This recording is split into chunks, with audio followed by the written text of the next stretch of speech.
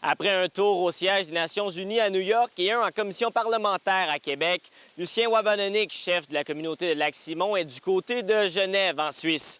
Lui et une délégation des premiers peuples y sont afin de dénoncer notamment la réforme du régime forestier. Une réforme qui ne respecte pas la Déclaration des Nations unies sur les droits autochtones, d'après eux. C'est pas juste l'écoute, hein, ce qu'on demande, c'est le respect, la reconnaissance de nos droits. On est quand même des peuples millénaires dans le continent nord-américain. On doit dénoncer des choses qui nous heurtent, qui nous font mal, qui font mal à nos familles.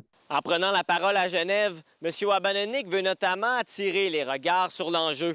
Il compte d'ailleurs utiliser plusieurs moyens afin de garantir le respect des droits des peuples autochtones. Des interviews, des messages, puis ça va continuer, ça va prendre de l'ampleur, là. Ça, c'est...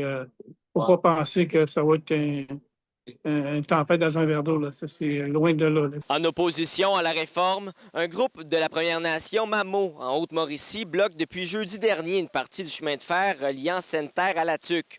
C'est le type de manifestation que Lucien Wabanonik s'attendait à voir survenir en raison du manque de dialogue avec le gouvernement.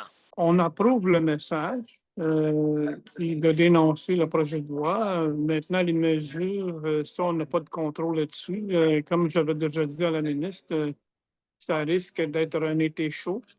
Donc, ça s'avère réel. Grâce à ces échanges avec plusieurs peuples autochtones d'un peu partout sur la planète, M. Wabanonik note que les droits autochtones sont tout de même beaucoup plus respectés au Canada que dans le reste du monde. On est très chanceux au pays d'avoir une démocratie. Puis, c'est ce qu'on souhaite, nous, hein, que ça soit respecté, nos démocraties, que ça existe encore pour plusieurs générations. Avec la CAQ comme c'est là, je pense que de plus en plus, la démocratie prend le bord, là, comme on pourrait dire. Le groupe de l'Assemblée des Premières Nations Québec-Labrador poursuivra ses rencontres jusqu'à vendredi à Genève. Une rencontre avec l'ambassadeur canadien des Nations unies, Bob Ray, est notamment à l'horaire. William Maillé, RNC Nouvelles.